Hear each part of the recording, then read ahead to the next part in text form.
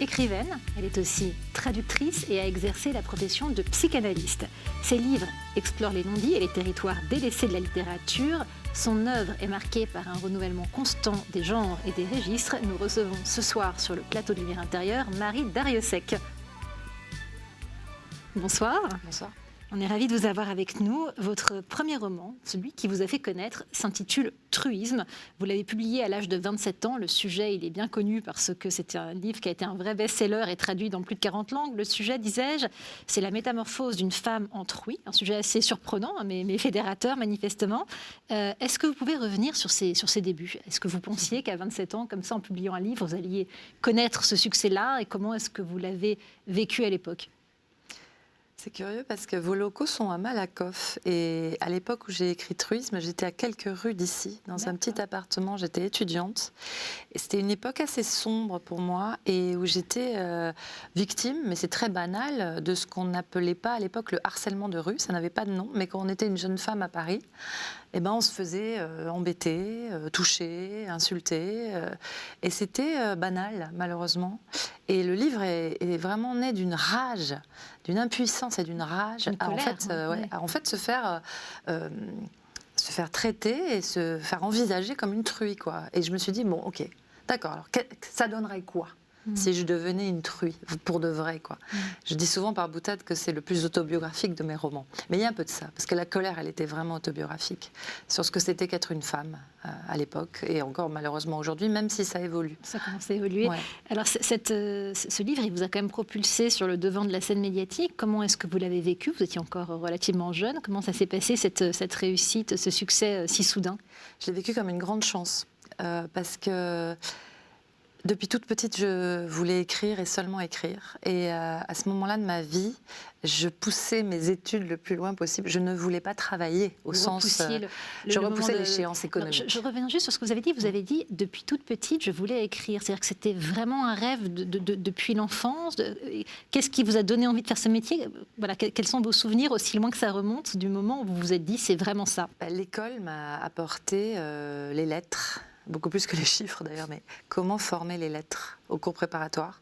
Et à partir du moment où j'ai su comment former les lettres, quelque chose en moi n'a plus cessé d'écrire et de raconter des histoires et d'inventer, surtout de la fiction. Et depuis toute petite, et quand j'ai compris qu'il y avait des gens qui faisaient ça pour de vrai, je me suis dit, voilà, c'est ce que je veux faire. C'était une évidence. C'était une évidence et aussi un secret, au sens où mes parents n'étaient pas du tout... Il n'y avait pas d'artistes dans ma famille, c'était vraiment la classe moyenne en province dans les années 70-80. Je voulais effrayer personne, donc j'ai fait mine en quelque sorte d'être un bon petit soldat et d'avancer dans mes études. J'étais obsédée par l'idée d'écrire et heureusement, j'ai été publiée. Je crois qu'il resterait de moi une flaque d'eau si je n'avais pas été publiée. Alors non seulement vous avez été publiée, mais vos livres ont quand même pour la plupart connu le succès, parce qu'il y a beaucoup de gens qui écrivent, mais tous ne connaissent pas le succès. Vous avez reçu le prix Médicis et le prix des prix pour votre roman « Il faut beaucoup aimer les hommes ». Là aussi, c'est un sujet assez polémique, même le titre est assez polémique. Vous aimez surprendre, déranger, bousculer ? Je ne déteste pas ça, mais je ne fais pas exprès. C'est-à-dire que je ne me dis pas le matin en me mettant à écrire « Ah, aujourd'hui, je vais choquer tout le monde ». Ça ne se passe pas du tout comme ça. Je vais dans ces zones où il n'y a pas forcément de mots, où il n'y a pas les bonnes phrases, à mon avis. Ou en tout cas, mon expérience à moi s'est heurtée soit à du silence, beaucoup dans ma famille, soit aux mauvais mots. Et du coup, parfois, quand moi je trouve les phrases qui me semblent justes, elles peuvent déplaire, voilà. Et les histoires que j'invente, les formes que je trouve peuvent surprendre, mais je fais pas exprès. Enfin, j'ai pas le choix. Oui, c'est pas fait sciemment. Alors, vous disiez tout à l'heure que Truisme était peut-être le plus autobiographique de vos romans. Le dernier ouvrage, l'est assez aussi autobiographique. Il s'intitule La mer à l'envers. Toujours chez votre auditeur Paul, on dit, c'est ça ? POL. C'est l'histoire de Rose, donc qui est psychologue, qui s'offre une croisière en Méditerranée avec ses 2 enfants. Alors vous en avez 3, elle en a 2. Vous avez été psychanalyste et quand soudain un bruit inattendu la réveille en plein milieu de la nuit. Et en fait c'est un canot débordant de réfugiés qui viennent d'Afrique. Et donc je m'interrogeais à la lecture de ce livre. L'immigration en général et plus spécifiquement le sujet des réfugiés, c'est un sujet qui vous tient beaucoup à cœur ? Je ne le dirais pas sous cette forme, me tenir à cœur. C'est juste que, comme tout le monde, je crois, j'ai été débordée par ce sujet. Enfin, il suffit d'allumer la radio, d'ouvrir la télé, d'ouvrir un journal et puis d'aller dans la rue à Paris, pour se demander que va devenir cette planète, en fait, en gros. Et ce sujet, il est là depuis très longtemps. Moi, dans les années 90, je m'occupais de sans-papiers. On disait sans-papiers. Je suis très étonnée que ce mot ait été remplacé par le mot migrant. Vous dites réfugié, c'est un joli mot qui est discuté. À Calais, chez les bénévoles, on dit beaucoup exilé. J'aime bien l'expression voyageur forcé. Mais c'est pas très satisfaisant parce qu'il y a deux mots. Sans-papiers, pour le coup, ça déshumanise totalement. Ils n'ont pas d'identité. C'est un mot qui est très difficile, qui est très dur. Mais sans-papiers, ça dit bien le vrai de leur problème. C'est qu'ils n'ont pas de papier. Ils n'ont pas de papier, donc ils ne peuvent pas passer les frontières. Migrant, c'est un mot très idéologique. C'est un participe présent qui les maintient en migration. Quand j'étais petite à l'école, les Français qui n'étaient pas nés en France, on les appelait des émigrés. On leur laissait le droit d'avoir migré, d'être arrivés. Leur vie était difficile, mais ils avaient atterri en quelque sorte. Migrants, on les laisse pas arriver. C'est jamais fini. Typiquement, ce qui se passe à la frontière entre la Turquie et la Grèce, là, ils sont vraiment migrants. Ils sont dans un no man's land. Et comment vous dire, ça me tient à cœur au sens où je ne sais pas quoi faire avec ça. Enfin, mais tous les matins, j'y pense. Enfin, mais encore une fois, en allumant la radio. Donc, il y a des zones comme ça où il n'y a pas les bons mots et où moi, j'écrirais bien des bleuettes, j'écrirais bien des histoires légères, mais j'ai pas le choix en fait. Le monde réclame un récit. Et on est plein à essayer de rendre compte de cette réalité de la migration de masse. Moi, tout ce que je savais, c'est que je ne voulais pas écrire le récit de la bonne âme qui s'occupe de son migrant. Je voulais rendre compte des complexités de la question. Alors c'est quand même une bonne âme, le personnage de Rose. Alors c'est clairement un peu une rencontre du troisième type entre cette croisière bourgeoise, je ne parle pas juste du personnage de Rose, mais de la croisière bourgeoise et cette embarcation de... Comment faut-il les appeler? Réfugiés, migrants, sans-papiers. Enfin voilà, je ne sais pas. Comment vous avez dit tout à l'heure le terme? Voyageurs forcés. Voyageurs forcés. C'est très beau parce que là aussi, ça dit bien leur réalité. C'est intéressant le rapprochement de ces conditions si éloignées finalement. C'est presque une métaphore, sauf qu'elle est possible. C'est arrivé plusieurs fois dans l'histoire de ces énormes paquebots. Je me suis beaucoup renseignée qu'ils accueillent à bord des naufragés, en fait. Et puis, c'est les mêmes routes, c'est-à-dire que moi, j'ai fait une croisière. Pour les écrivains, ils font des tas de trucs. Mais j'ai fait une croisière. Et on était passé en 2013, donc, au large de Lampedusa. Lampedusa, c'était le nom de ce qui se passait à l'époque. Et je me suis dit, où est la barque? Et j'ai réalisé que c'était vraiment le même espace de navigation. Et cette espèce de sommet du capitalisme le plus désinhibé, ces énormes paquebots très polluants, où il y a une espèce de gabegie, de bouffe, c'était fumeur à l'époque, c'était très étrange, ces espèces de planètes miniatures où en gros les gens étaient ivres du matin au soir. Et la misère, c'est-à-dire l'autre extrême du capitalisme, l'autre extrême de l'exploitation, c'était sur le même espace. Et je me suis dit, enfin je sais pas, le roman est né là. Et puis après j'ai beaucoup voyagé en Afrique de l'Ouest, surtout au Cameroun, beaucoup au Niger. En 2014, il y avait là-bas ceux qu'on appelait les refoulés de Libye et d'Algérie. Je pense qu'il y a des changements constamment avec les accords internationaux et puis les flux différents. Les gens sont chassés de la misère, mais parfois par des routes différentes.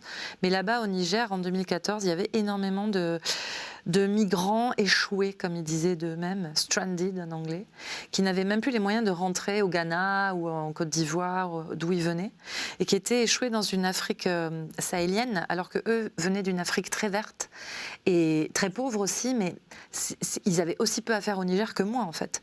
Et j'ai beaucoup rencontré de gens là-bas, et le roman est né aussi de rencontres comme ça, tout en étant axé sur, en quelque sorte, moi.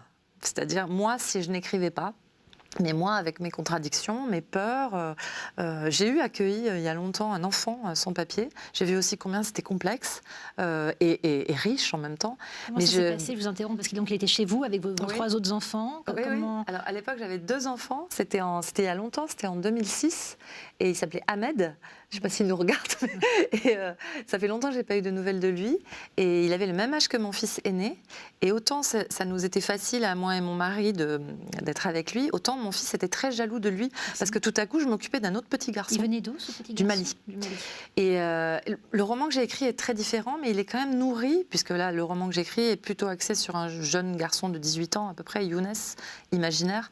Mais il est nourri aussi de ses frottements, de ses... c'était pas tout le temps facile, quoi.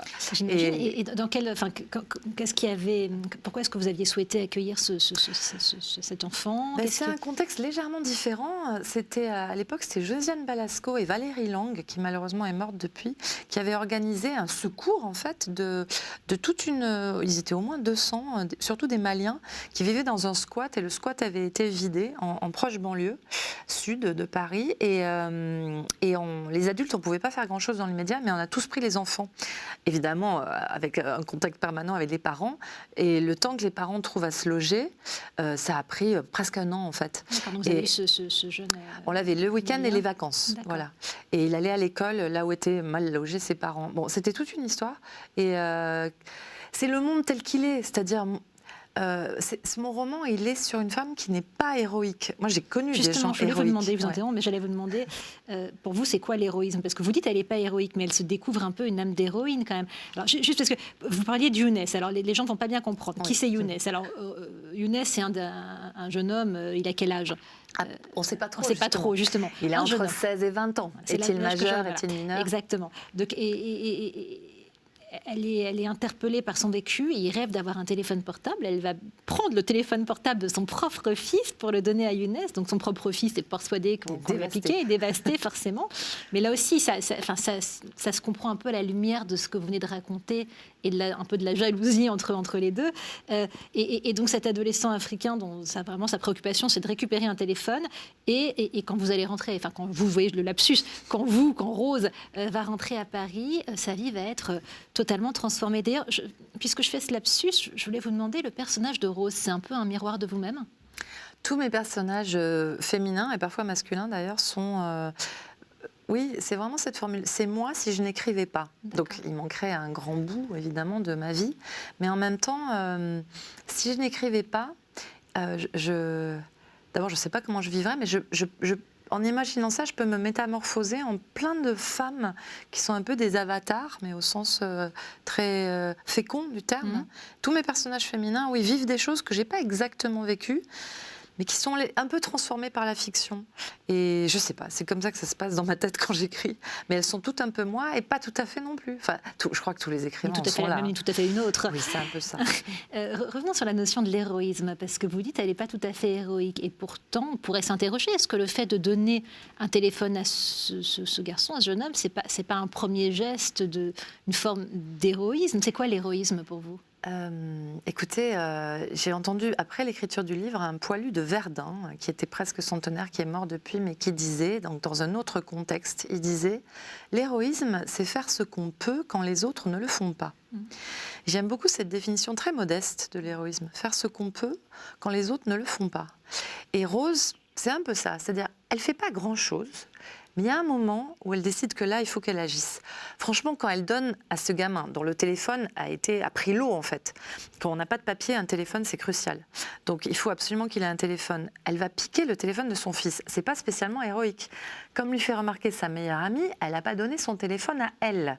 Alors elle lui dit « Non, mais ça, c'est trop important, elle est psy, il y a tous ses numéros dedans. » Si, ça aurait été héroïque, ça, au fond. Elle va piquer celui de son fils. Donc l'héroïsme, il n'est pas là.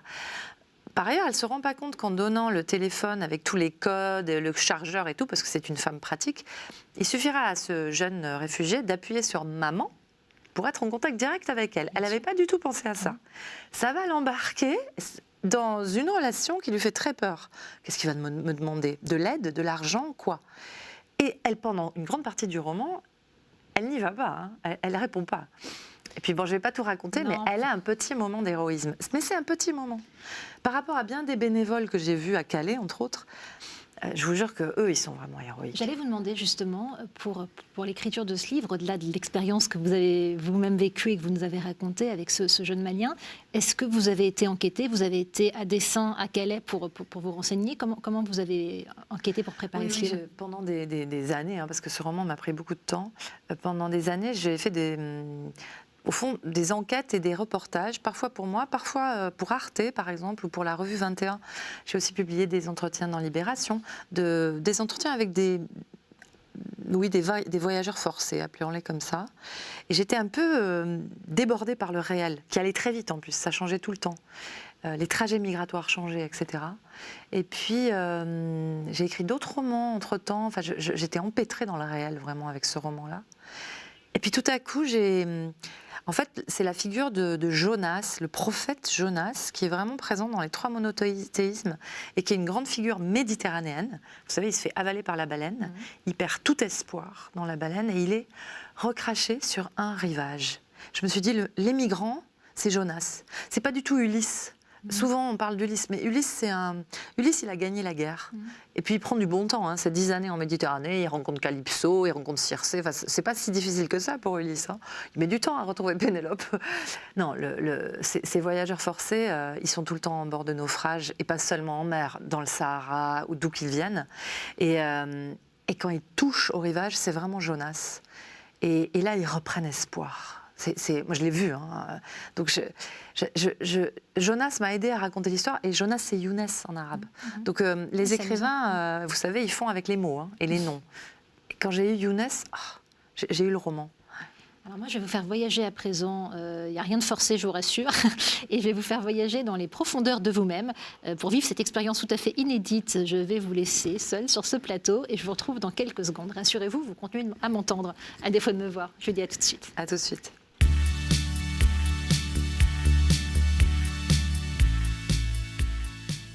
Alors, Marie, je vais vous proposer différents mots et vous allez me dire ce qui vous inspire. Le premier, on en a pas mal parlé pendant toute cette première partie d'émission, mais je sais qu'on a encore plein de choses à en dire, c'est le mot engagement. Le mot engagement. Je suis probablement une femme engagée.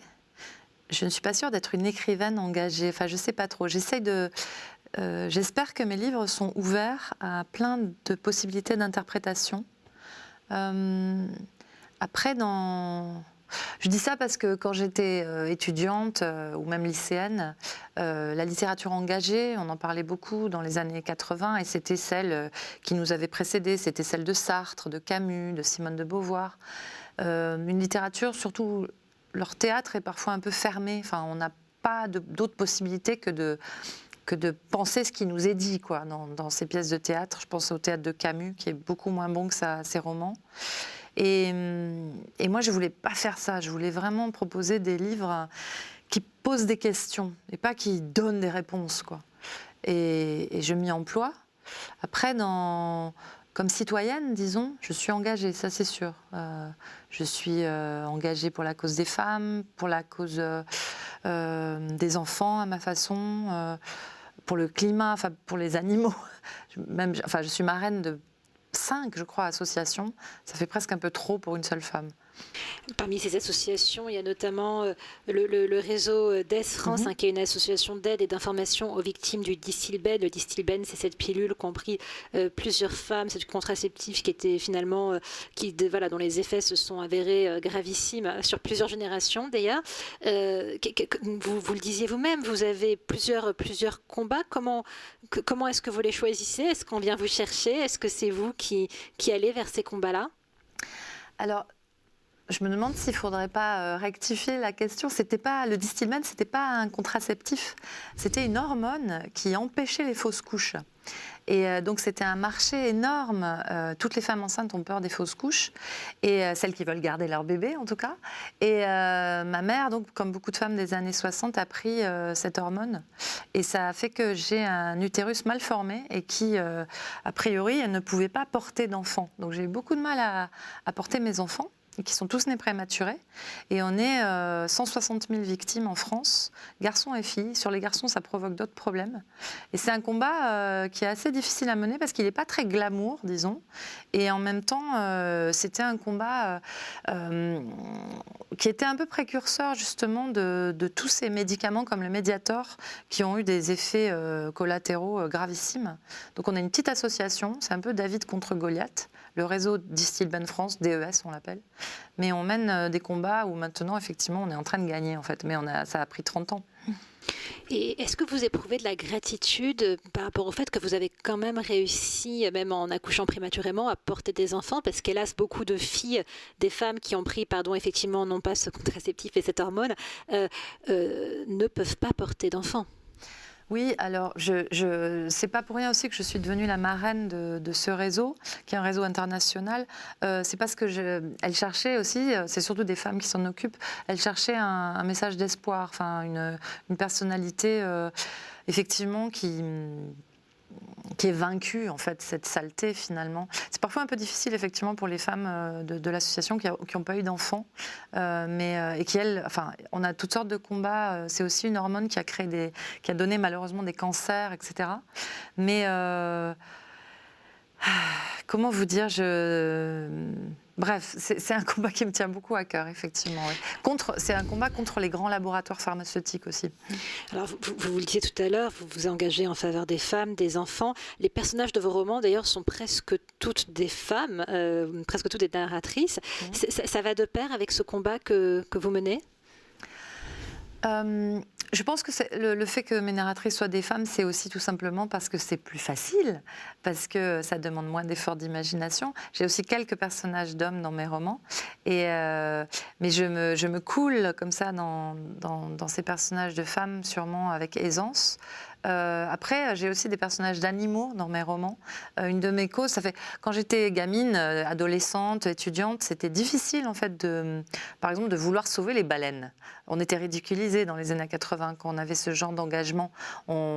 C'était un peu Brigitte Bardot qui squattait ça. Enfin, c'était des personnages facilement caricaturables. Et à l'époque, on s'occupait beaucoup de l'humain.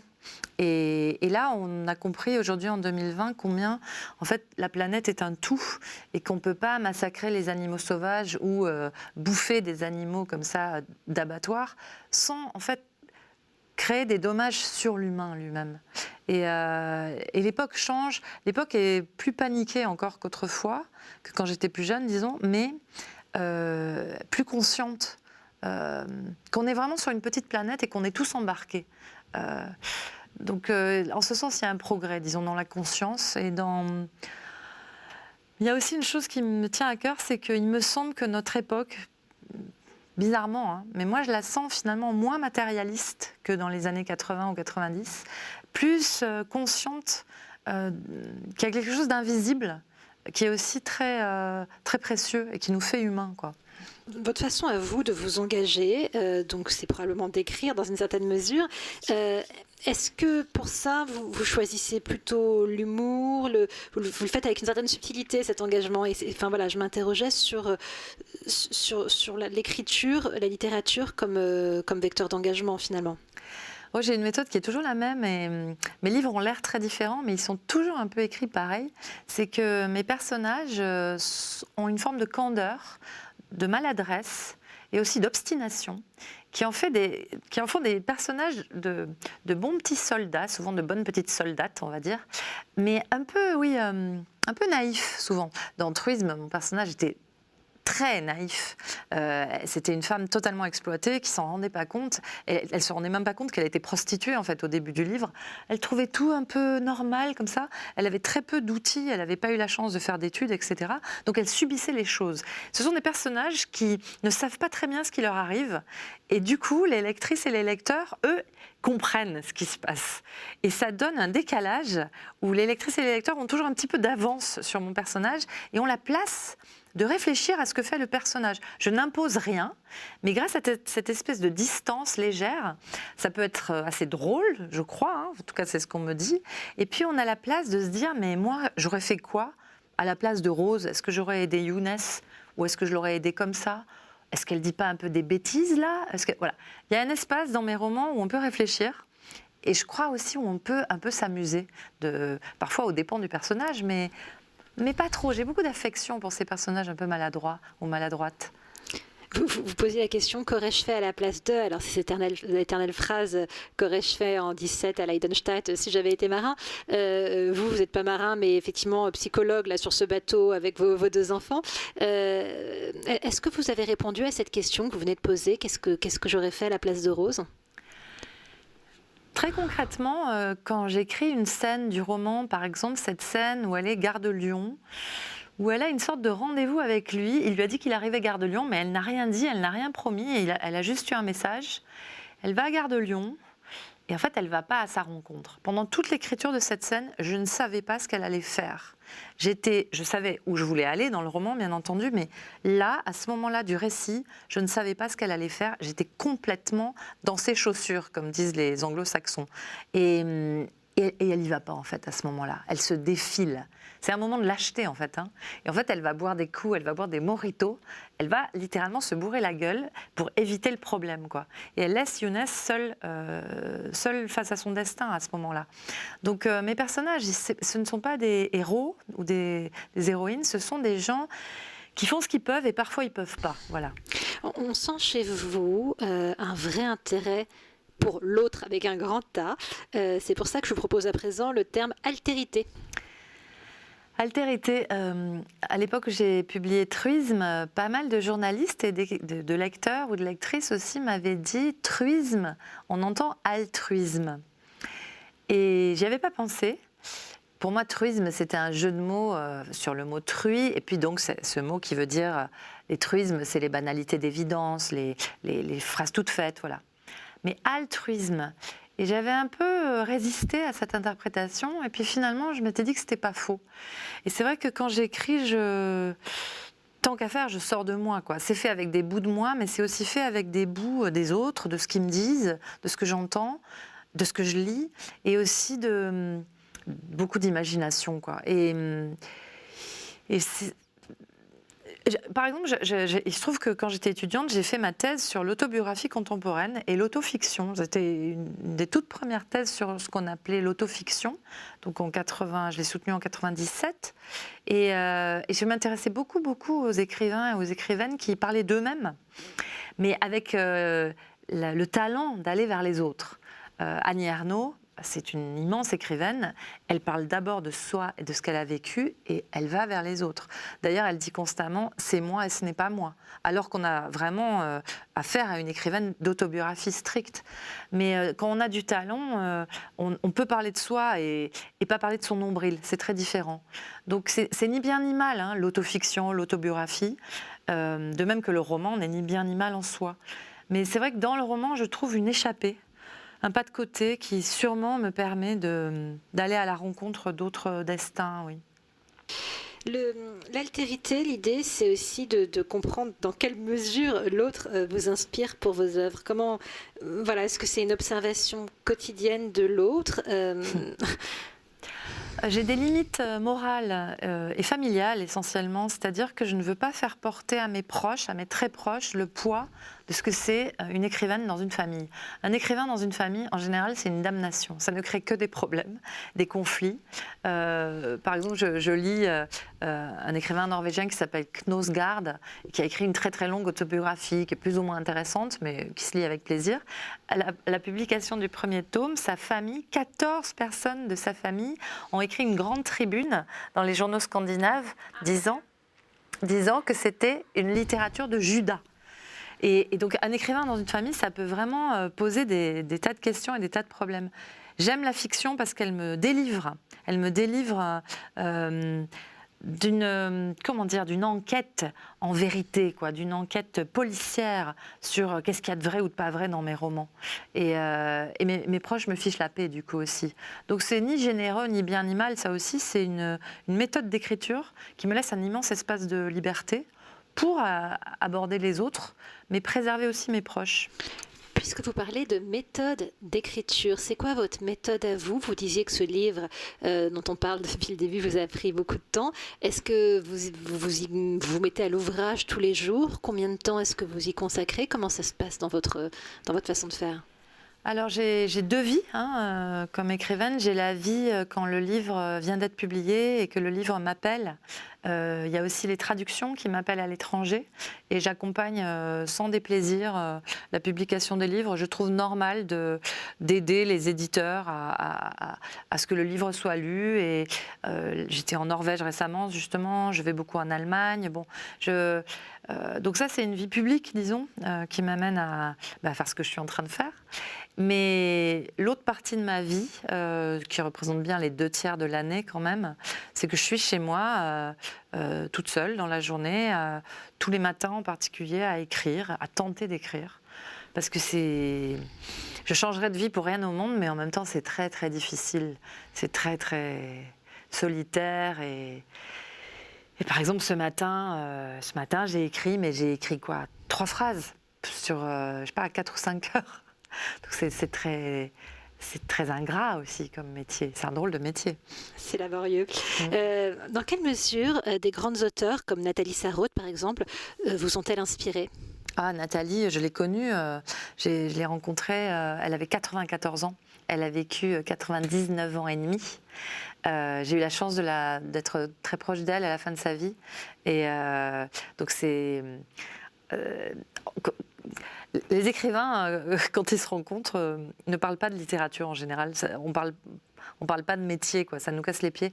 Mais elle m'a énormément apporté quand même, j'ai envie de dire, sur ce qui m'attendait. Elle m'a dit, vous et moi, on se vous voyait au début, on a un problème comparable. Vous avez été reconnue trop tôt et j'ai été reconnue trop tard.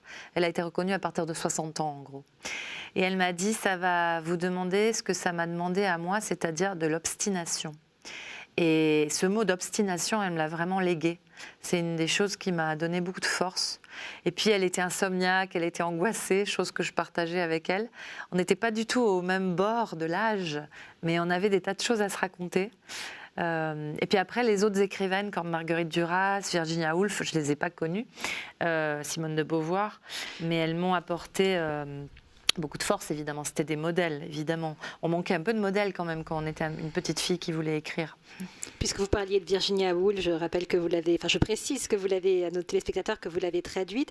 Alors, je voulais enchaîner sur le mot solitude. Vous en avez parlé à l'instant. Il y a évidemment la solitude de l'écrivaine face à sa table.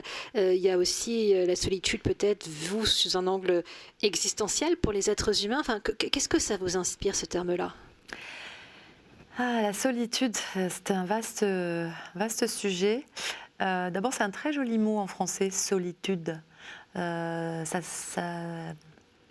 très poétique d'emblée, ce mot. Soledad, en espagnol aussi. On a besoin d'être seul pour écrire, mais j'ai aussi entouré ma solitude d'êtres chers, qui vont à l'école à 8h30 et qui en rentrent vers 4h30, qui donc cadrent ma journée. Et puis le père de ses enfants, j'ai eu besoin d'une très grande stabilité affective pour pouvoir justement plonger dans mes livres. Et c'est un risque psychique d'écrire. C'est difficile, c'est très proche de la mélancolie pour moi. Et chez beaucoup d'écrivains picolent, boivent. Et Marguerite Duras buvait énormément, ça l'a tuée d'ailleurs, assez tard, heureusement. Nathalie Sarraute, elle buvait pas mal. Alors certes, sa génération buvait plutôt plus que nous, mais c'était énormément dû à l'angoisse de ce métier. Et j'ai essayé justement de mettre des garde-fous autour de moi, qui sont vraiment ces gens que j'aime. Après, la solitude existentielle de l'humanité, justement, il me semble que si on n'avait pas abandonné nos compagnons animaux si tôt dans notre parcours, depuis le néolithique, depuis l'agriculture, où on s'est mis à les domestiquer, on a fait de drôles de choses avec les animaux, qui devraient être nos compagnons plus ou moins sauvages, bien sûr. Je ne parle pas de la domestication, je parle d'une compagnie sur cette planète. C'est Jean-Christophe Bailly et Jean-Luc Nancy aussi, je crois, 2 grands philosophes, qui ont dit « Les animaux ont des yeux, ils posent un regard sur le monde. C'est pas rien. Eux aussi, ils regardent le monde, chacun à leur façon. La mouche va regarder le monde avec ses yeux à facettes, mais nos chiens regardent le monde et ils le regardent vraiment. Le guépard regarde le monde, et la vache regarde le monde, et la baleine, elle regarde sous l'eau, etc. On ne peut pas faire fi de ça. Et ça n'a rien à voir avec du sentimentalisme. C'est la vérité. Ils regardent le monde. Qu'est-ce qu'on fait de ça? Derrida disait on mène une guerre totale aux animaux. Il avait raison. C'était son dernier séminaire à Derrida. On ne le connaît pas assez sous cet angle-là, de l'attention aux animaux. On abat les poulets comme si ça comptait pour rien et on chasse les derniers tigres pour des bêtises, quoi. Et je suis très triste de ça et nos enfants souffrent de ça. Nos enfants, dans leurs livres pour enfants, ils sont tout de suite avec les animaux. Les éléphants, les ours. Et je crois que quand on découvre qu'en fait, il n'y a plus que 3000 tigres sauvages sur cette planète, ils ressentent une profonde solitude. Vous disiez tout à l'heure que beaucoup d'écrivains sont dans la mélancolie. Est-ce que vous-même, vous vous définissez comme une personne mélancolique? Oui, ça ne se voit pas parce que dans mon rôle social, j'ai aussi une forme de politesse qui est à mon côté enjouée. Enfin, je crois qu'il ne faut pas non plus casser les pieds aux autres avec sa mélancolie. Après, la mélancolie, c'est aussi très riche, très inspirant, quand on arrive à en faire une créativité, mais ce n'est pas toujours le cas. Moi, je me suis vraiment débattue avec la dépression dans mes jeunes années. J'ai fait une psychanalyse qui m'a sauvé la vie, qui m'a aussi sauvé des antidépresseurs. C'est-à-dire j'ai trouvé un autre chemin que la chimie. J'ai rien contre si c'est bien utilisé, mais je pense qu'il faut vraiment travailler sur soi pour dégager une marge de liberté justement par rapport à des thérapies par la chimie. Mais je sais que j'ai une fragilité du côté de la mélancolie, oui, qui est un mot plus chic que dépression, mais c'est un peu la même chose quand même. C'est plus chic, je l'accorde. Vous parlez beaucoup des animaux, vous-même, vous en avez des animaux? Oui, j'ai un chien. J'ai une chienne qui s'appelle Odette, qui a 4 ans. Et quand j'étais petite et que j'habitais la campagne, au Pays Basque, avec mes parents, on était entourés d'animaux. On avait des poules, j'avais un canard, qui était vraiment mon canard. On avait des chiens, des chats, et puis on vivait entouré de fermes. J'allais chercher le lait à la ferme. On avait un contact très solide, j'ai envie de dire, avec les animaux.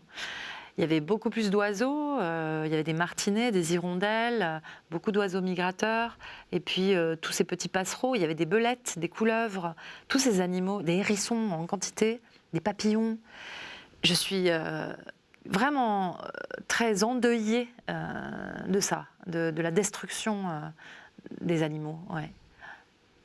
Vous parliez tout à l'heure de sagesse. Vous avez déjà dit par le passé qu'écrire, c'était un gage de sagesse dans une certaine mesure. Pourquoi? Alors, c'est un gage de sagesse et de folie, hein, l'écriture.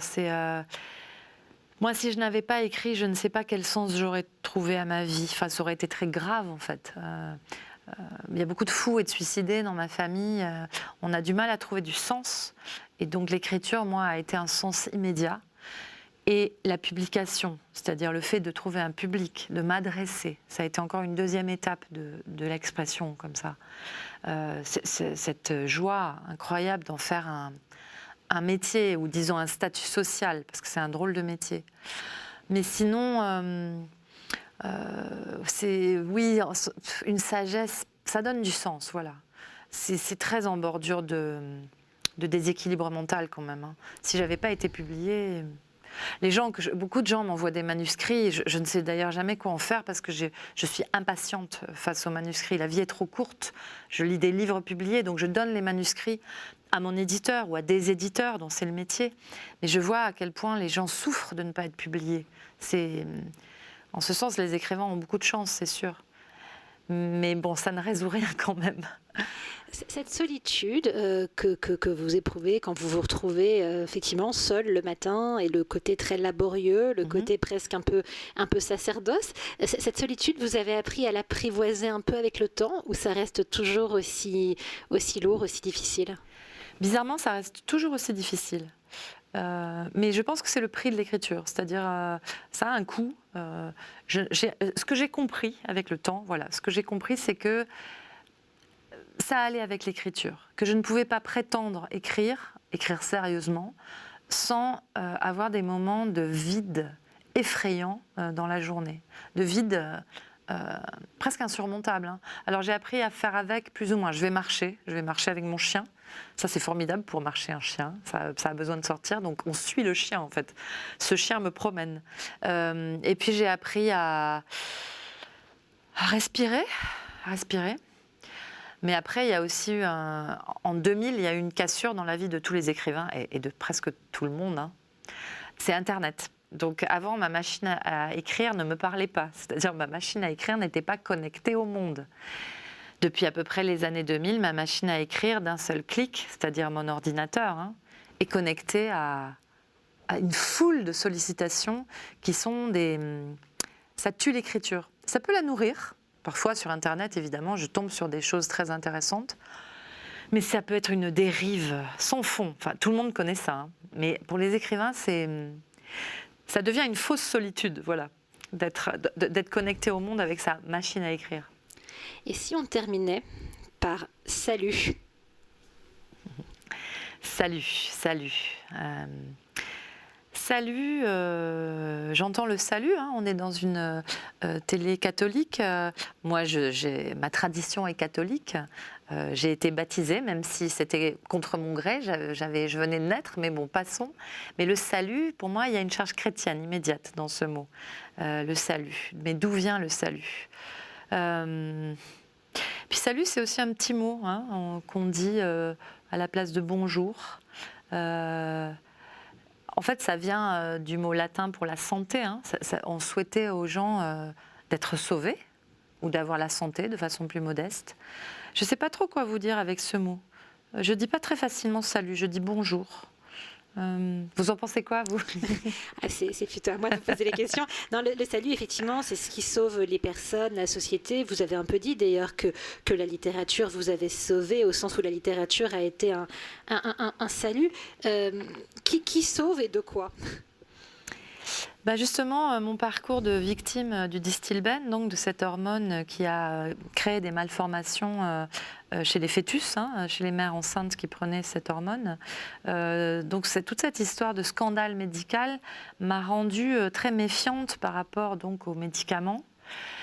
Et en même temps, je suis pleine de reconnaissance par rapport aux chercheurs qui, par exemple, ont réussi à faire du sida une maladie chronique et non plus une maladie absolument létale. J'ai beaucoup d'admiration pour ces gens-là. Donc on ne peut pas cracher comme ça, évidemment, à la gueule des laboratoires pharmaceutiques. Je sais juste que dans mon cas, il y a un laboratoire pharmaceutique contre lequel, donc, avec mon association, nous menons des procès. Mais il y a un laboratoire pharmaceutique qui a vraiment mis le profit avant le salut. Et ça, c'est vraiment pas bien. Alors, quand on parle de salut, on n'est pas très très loin, pas si loin que ça, de l'idée de rédemption. Et parmi vos différents engagements, on n'a pas eu le temps de les lister tous tout à l'heure, mais vous êtes marraine de l'Observatoire des prisons. Oui. Est-ce que vous croyez en la rédemption? L'Observatoire des prisons a vu ses subventions énormément diminuer ces derniers temps, donc il faut les soutenir plus que jamais. L'Observatoire des prisons mène une grande réflexion sur les prisons. Et je me souviens, je vais vous raconter une petite histoire. Je ne crois pas à la rédemption et surtout pas par les prisons. Les prisons font plutôt du mal aux prisonniers, hein. Il faut vraiment, dans l'état actuel des prisons en France en particulier, il y a toute une réflexion à mener là-dessus. Mais je me rappelle d'un moment de grâce, disons. J'étais très jeune et j'ai croisé Badinter, le grand avocat, dans une rue à Paris.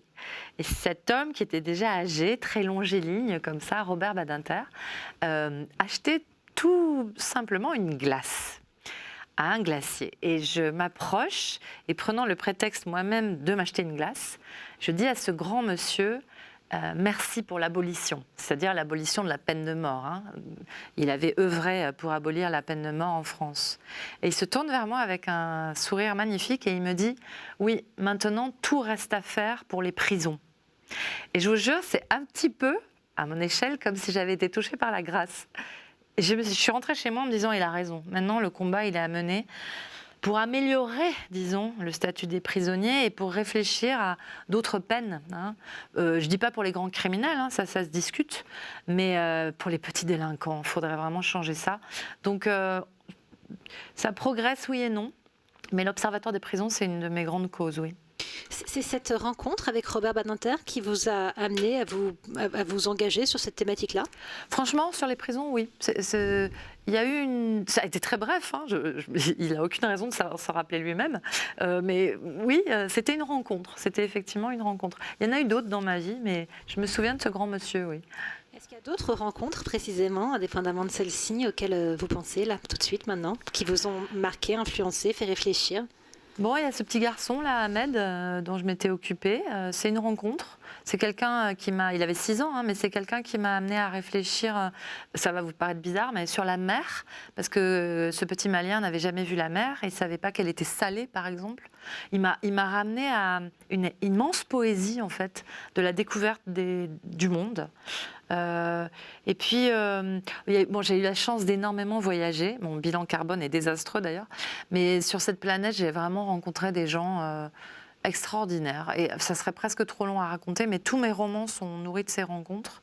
Et puis, plus récemment, plus proche de nous, les fondateurs d'une association que j'aime beaucoup qui s'appelle Des territoires aux grandes écoles, qui avant s'appelait du Pays Basque aux grandes écoles, et qui sont des gens qui essayent de convaincre les lycéens, en particulier des toutes petites villes, qu'ils ont le droit de rêver leur avenir et de prétendre à des grandes écoles et à des grandes études.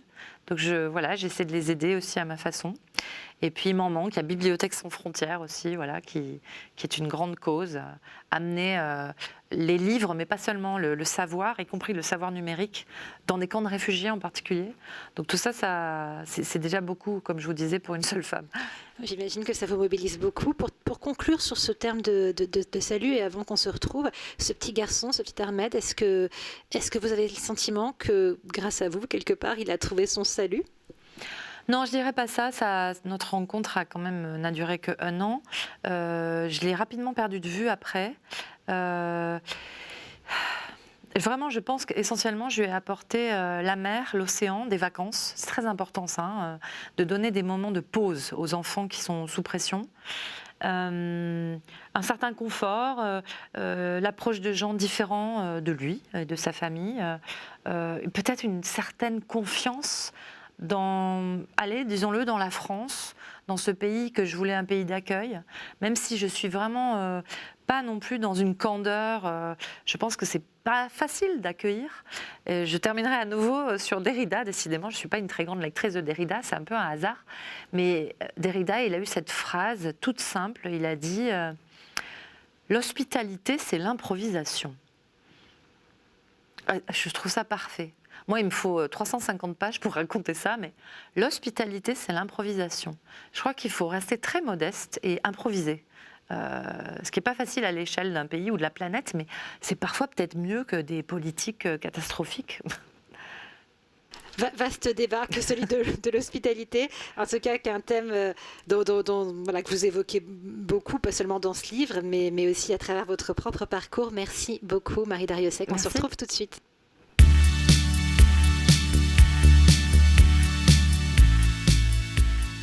Qu'est-ce que vous avez pensé de cette expérience? C'était assez intense, d'être seule avec 5 mots comme ça. 4, mais c'est pas... on a même rajouté 1 tellement c'était intense. Qu'est-ce qui vous a plu ou déplu? Non, ça me rappelait, moi j'ai un long parcours avec la psychanalyse, à la fois comme patiente et puis comme psychanalyste plus tard. Et très souvent, les patientes ou moi-même, quand je l'étais, ils portent bien leur nom, les patients, ils restent sur un mot comme ça. Il y a des cas où on peut passer une séance sur un mot. Et un mot qu'on vous a dit, un mot qui vous a blessé ou un mot qui vous a fait réfléchir. Donc ça peut mener assez loin, les mots comme ça, des mots-clés. Est-il vrai que c'est parce que vous avez beaucoup aimé votre expérience de psychanalyser que vous êtes devenue vous-même psychanalyste? Oui, c'est pas. Enfin, est-ce que je l'ai aimé? En tout cas, ça a changé ma vie. Oui. Ça m'a vraiment évité de graves problèmes psychiques, je dirais. Ça m'a soignée. Je suis bien tombée. J'ai eu 2 psys, 3 même formidables. Le 3e, c'était celui qui m'a aidée à devenir psy. C'est bizarre, j'avais aucune dette évidemment envers aucun de mes 3 psys. Parce que ça s'est soldé en quelque sorte, les analyses qui fonctionnent bien, on a payé de toute façon, et le psy ou la psy sait se mettre en retrait aussi à un moment. Mais j'avais une dette envers la psychanalyse en tant que pratique, quoi. J'ai presque envie de dire en tant qu'art. Et vraiment, moi, c'était la psychanalyse classique, le divan, même si le face-à-face peut aussi avoir ses bienfaits. Donc j'avais une dette, c'était quelque chose que j'avais envie de pratiquer aussi parce que je sais que ça marche. Voilà. Peut-être ça ne marche pas sur tout le monde, peut-être c'est sûrement trop cher, enfin, il y a des tas de défauts. En France, il y a encore un système social qui fait qu'on peut trouver des thérapies remboursées par la Sécu. Et tant mieux, je veux dire, ça marche vraiment. Et ça empêche à pas mal de gens d'être sous médicaments. Donc, et chez les enfants, c'est formidable. On peut vraiment soigner les enfants. Sur les enfants, c'est souvent il suffit de quelques mois, souvent. C'est très efficace. Les enfants, ils sont un peu à l'air libre, quoi. Donc ils disent ce qu'il faut dire, enfin ce qu'il faut dire au sens ce qu'ils ont besoin de dire. Les adultes, on est plus empêchés souvent. Plus inhibés, oui, certainement. on résiste plus. Exactement. Est-ce que ça vous a permis de mieux habiter le monde? Parce que dans ce roman, dont on parle sur ce choc de culture entre cette croisière bourgeoise et comment dire, et ces voyageurs forcés, je retrouve votre terme, il est quand même question d'habiter le monde. Et est-ce que, enfin voilà, l'idée d'habiter le monde est quelque chose qui vous parle, et vous, comment est-ce que vous l'habitez à votre manière? D'ailleurs, le mari de Rose, de l'héroïne, est agent immobilier. C'est pas pour rien. Hein. C'est vraiment, il a un discours sur habiter le monde. Oui, mes 3 tranches, pour appeler ça comme ça, de psychanalyse m'ont aidé à habiter le monde au sens où, quand même, on est moins occupé de soi. Les gens critiques ou qui ne savent pas ce que c'est disent que la psychanalyse est une activité narcissique. Oui, certes, mais on canalise son moi 1, 2, 3 fois par semaine et on embête beaucoup moins les gens avec. Et on est un peu décapé de tout ce qui empêche le moi d'être en contact avec le reste du monde. On est mieux en fait et on est meilleur, tout simplement. Vous sembliez dire tout à l'heure qu'il y a un progrès dans la conscience. J'étais un peu interpellée en vous entendant, parce que peut-être, mais voilà, sur la question du matérialisme, en disant que vous disiez que vous aviez le sentiment que les gens étaient plutôt moins matérialistes aujourd'hui.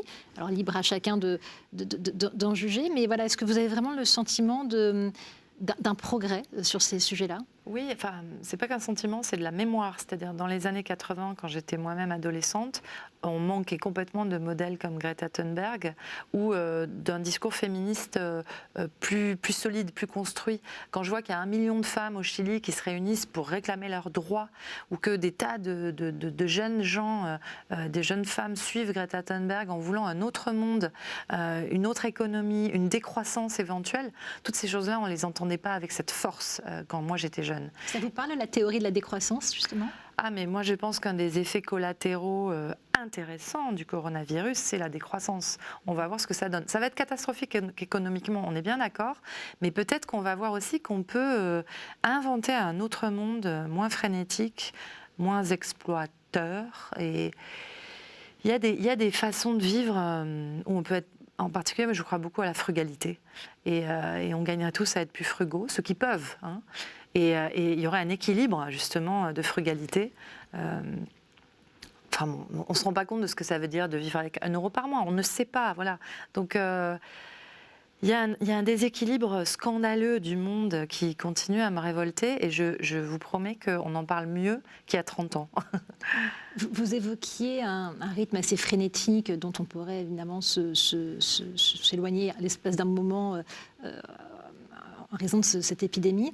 Vous, justement, pour échapper à ce monde frénétique, alors il y a bien sûr l'exercice de l'écriture, il y a le fait d'être entouré de personnes que vous aimez, mais comment est-ce que vous vous ressourcez le mieux? Qu'est-ce qui vous rassérène?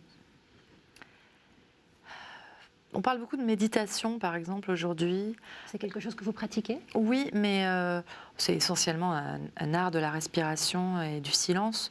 Mais moi, je trouve que ça rend les gens très égoïstes aussi. Et je trouve que ça valorise quelque chose de très privé, de très... quand on parlait d'habiter le monde, de psychanalyse, je repensais à cet adage qui est chrétien au départ, aime ton prochain comme toi-même. Le problème, c'est que la plupart des gens ne s'aiment pas eux-mêmes. Donc s'il s'agit d'aimer son prochain comme on s'aime mal soi-même, c'est la catastrophe assurée. Donc je pense qu'effectivement, il faut apprendre à s'aimer mieux soi-même pour se débarrasser de soi après. pour arrêter de penser à soi tout le temps et arrêter de vouloir absolument bien manger, bien respirer. Non, pitié, quoi. Aller vers les autres aussi, c'est une façon de respirer. Et c'est s'oublier aussi un peu. Et il n'y a que de la richesse à trouver là-dedans, de la richesse non matérielle. Je ne peux pas m'empêcher de penser que sans doute vos voyages vous ont, dans une certaine mesure, aidé, le mot est peut-être mal choisi, mais à la fois aller plus vers les autres, à s'extraire un petit peu de soi. Vous dites que vous avez énormément voyagé. Qu'est-ce que ça vous a apporté par rapport à ces sujets-là ? J'ai voyagé à la fois beaucoup en autostop avec mes fiancés de l'époque, parce qu'il vaut mieux être accompagné quand même. En autostop, quand on est une femme, c'est mieux. Oui, il vaut mieux. Mais malheureusement, dans l'état actuel du monde, mais bon. Mais aussi, après, j'ai voyagé de façon beaucoup plus luxueuse avec mes romans. Mais ils m'ont vraiment amené partout, avec les traductions, avec les universités qui m'invitaient, etc., partout dans le monde. Donc j'ai eu la chance de voir comment vivent les gens ailleurs, quoi. Je trouve qu'il faudrait un Erasmus obligatoire pour absolument tous les êtres humains. C'est à ça que, entre autres, devraient être consacrés nos impôts. Non, il faudrait que, en particulier les Français, qui ignorent à quel point ils sont gâtés. On est un peuple incroyablement gâté. On a des hôpitaux qui sont malmenés, mais qui fonctionnent encore vraiment en rendant leur hommage formidablement bien. On a des routes, on n'y pense pas assez, on a des routes dans un état formidable, on a des écoles publiques formidables. Donc les Français râlent tout le temps parce qu'ils veulent garder ces privilèges, mais j'ai parfois envie de leur... Et ils ont raison, j'ai parfois envie de leur demander d'aller voir ailleurs, quoi. Mais ça devrait être obligatoire. C'est mon petit côté un peu stalinien. Mais voilà, il faudrait vraiment qu'ils sortent. De rendre les voyages obligatoires. Oui, mais on pourrait... Moi, je suis vraiment pour payer des impôts. Je pense que et vraiment l'évasion fiscale est une absolue calamité. Je pense que les riches comme moi devraient payer encore plus d'impôts. Je ne suis pas pour la charité. Je pense qu'il faut organiser la redistribution des richesses. Et un petit voyage là au milieu pour tout le monde. Voilà, ça serait pas mal. Allez, Non pas les voyageurs forcés, mais les voyageurs invités. Voilà. Alors, je ne sais pas si Ahmed vous entend, mais si nos dirigeants nous entendent, voilà le conseil à suivre. Merci en tout cas d'être venu sur le plateau pour nous parler de votre dernier livre et puis de l'ensemble de votre parcours, de votre regard sur la vie. Merci à toutes et à tous de nous avoir suivis. Je rappelle que vous pouvez retrouver cette émission sur notre site internet kto.tv.com. Bonne soirée.